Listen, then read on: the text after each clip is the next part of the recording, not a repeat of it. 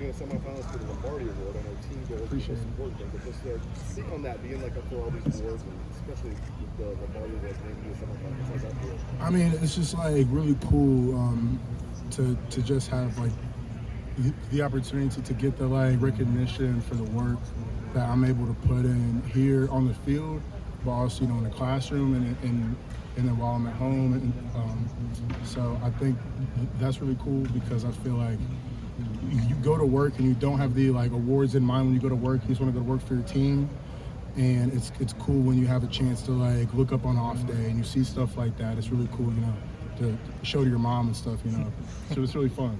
And there's a part of that award that's off the field things, and I know you have your foundation and whatnot. Balancing those two things, how difficult has that been to manage with football and playing at a high level while also doing what you want to do in the community?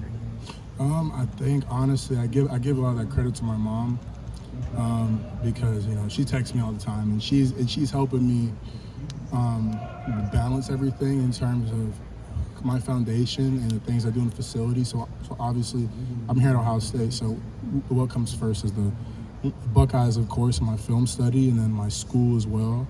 Probably should have said school comes first, and then of course my foundation and my free time, and then after that I'll hop on Call of Duty a little bit. So that's usually that's my order of things. I don't know if you've seen the weather forecast for Evanston. It's like possible rain and a lot of wind, which will probably make it hard to throw.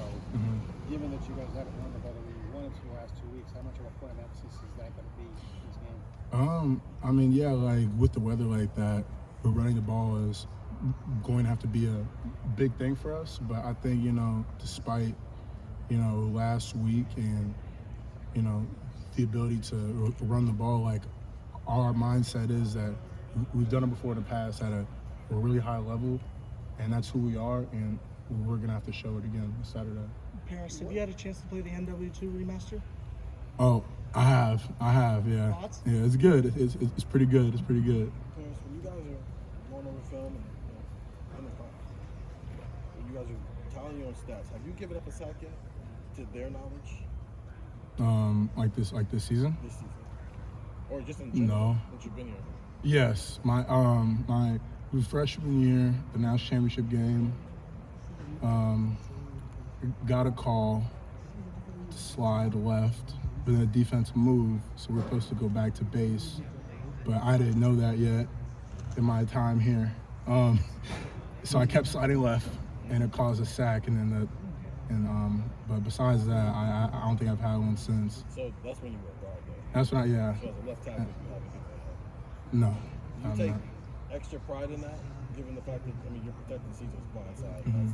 That's the money position. Do you take any extra pride? I do, but I feel like I kind of like what Coach Day says to us, just to go into the game with like no expectations except to do what it takes to win. So I feel like to me, I haven't thought about that going into a game. I can't let up a sack. It's been since my freshman year since I let up a sack. Like I don't think about that. I think I feel like to me the one thing I do think about is like, man, like there's like 2-3 plays my body was just way too close to CJ. I want to have him as much room so he can hit a spin move in the pocket and throw it if he wants to for fun. You know what I mean? So I feel like if anything, that's the only thing on my mind. And then I guess I'll go on Twitter and I'll see somebody send it to me. Oh dang, I didn't even know that. It's kind of cool. That sack, that sack seems to stick out with you, though. Is that kind of the perfectionist in you, knowing that play happened on that stage? Yeah, it sticks out to me because going into that game, I mean, of course, I knew I wasn't going to start that game, but newly having that transition at guard at the end of my freshman year, there were still some things that I did not know about the position, and I honestly, I'm a freshman, and you want to seem like you know everything's going on. So I asked a lot of questions, but that was a question that I asked, and I was kind of confused, but I didn't ask for clarification because I wanted to seem like I know what I was talking about. And I guess I learned from that. I guess like for me, that's like a lesson from God. I mean, even after it happened, Justin Fields, he wasn't mad. Josh Myers, the other veteran offensive lineman, they weren't mad. I took it as a lesson from God, as a young player that, don't be afraid to ask questions, because there's going to be a time where, like, I've literally had it twice this season where there's a situation where I picked up the block where there was a runner and pass, and it was great, and it was a touchdown. I'm like, wow. I was confused about that on Monday. I'm so glad I talked to Coach Fry about that to get clarification, and I sound like the veteran junior. And it might sound dumb, but when it comes up, it will be the difference maker in the play. So I guess I learned my lesson. Just ask questions twice if you have to. It's great. How long have you been playing guard leading the pressure? My first practice at guard was before the Big Ten championship versus Northwestern. So I split time between right tackle and left and right guard for practice for Northwestern.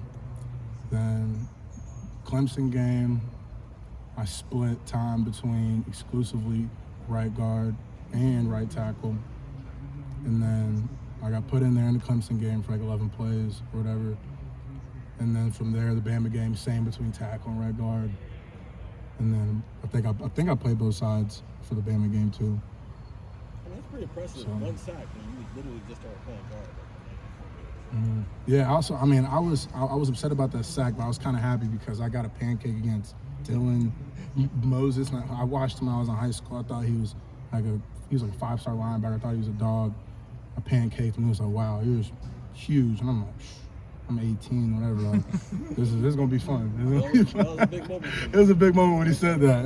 Yeah. So. Do you pay attention to that? I'm not saying it's the thing you're thinking about totally, but are you aware of who the other people say are the better linebackers, edge rushers around the country? And do you look forward to those types of matchups? I would say when I was a younger player, I thought that was so cool. Like, I would look at who were like last year, my freshman year, I came in thinking I was gonna come in and start. So I'm looking at everybody across the conference, and then my sophomore year, I did start looking at everybody across the conference, and I'm like, these are the top guys I'm gonna go against that I'm gonna be able to make my name against. But then this year I realized it's really not about them, it's about me and in my development. It's a lot of times I'll find out after the game, I'm like, oh, I didn't know that guy was supposed to be like a true dude. You know what I mean? So, because that's how focused I am of myself and my craft, and why make my opponent bigger than they're supposed to be. When I always respect them, but not like, oh my gosh, that's, you know. You used to look it up, but now it's just more like, this is number X, whatever. Yeah, I mean, through film study, I'm gonna know, like, okay, these are their top guys, but I'm not gonna look up their award recognition before the game. When I was a freshman, I was, oh, this guy's All-American. I just want to get a pancake on him or something. But now it's like, does that make sense? Yeah. Bill asked you earlier about the run game, and my curiosity is going into this week. Doesn't matter Coach mentioned it a million times. Doesn't matter who you play. You know, take the opponent name off of it. How obviously you want to run for as many as you can, but how much commitment has there been this week? How much mental commitment has there been to getting the run game back to a point where you all are really proud of where it is? Well, I feel like every week it's been a big focal point to run the ball, like especially in practice. I feel like, especially anytime we go on the road, each time we go on the road, doesn't matter who our opponent is, the first thing that Coach Mick tells us that we have to run the ball and we have to stop the run. And those are two of the most important things, and it doesn't matter where we're going. So, like every week, especially weeks that we travel, you know, it's a huge thing. So, I think coming off the last week, you know, it's even more important. First, you obviously are on the tackle. Northwestern has one too, Peter Swansea. I don't know how closely you follow his career. You're not going against him, obviously. But when you know your counterpart is going to be playing, does that make you fire up anymore? I mean, I feel like I'm fired up for this game regardless. But Peter's a good guy. Well, we played an All-American game together, and it's cool to see another guy in my class just who really excel at his position and just be dominant. But I mean, honestly, I feel like it's kind of like when you're playing like high school ball and you have a best friend on the other team, and even though you might not play the same position, you just want to out compete them. It's a competition at that point, you know, to show who can be more dominant in that game, and not as far as like anything negative, but smile about it in the end and just be I saw you did this is what I did. You know what I mean? So. Paris, you talked Last earlier question. about your foundation and whatnot. I asked Ryan yesterday, with election week coming up next week, just how politically aware, how politically active some of you and your teammates are. Just from your vantage point, how politically active and aware are yourself and your teammates?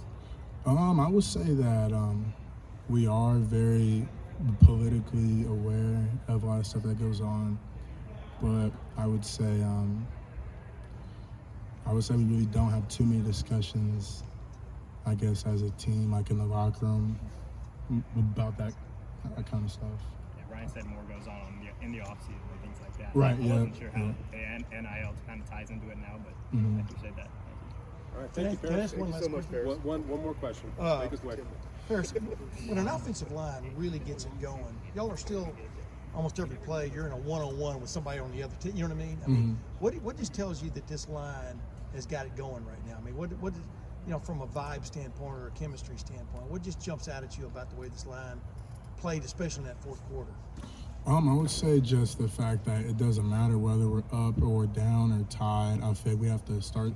We start our drives with the same intensity, the same focus, and I think for us to be able to play in that environment and for it to feel pretty calm, like honestly, I didn't sense how loud it was. Yeah. Honestly, just because I'm just focused on Luke's head nod or whatever. You know what I mean? So Yeah. the game kind of calms down and slows down.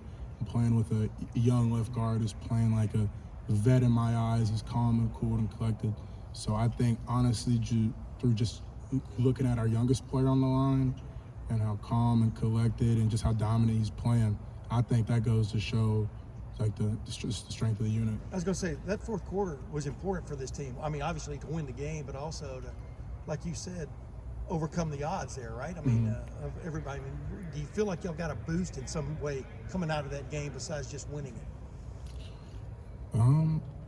Of knowing you've got the wherewithal to do it. You understand? Yeah, but I mean, I feel like, well, to answer your question, I'll say yes, but I would say we know that we're able to do it because I feel like we go against the best defense in practice, all the time, and I feel like we put that in, on these Tuesdays and Wednesdays all the time.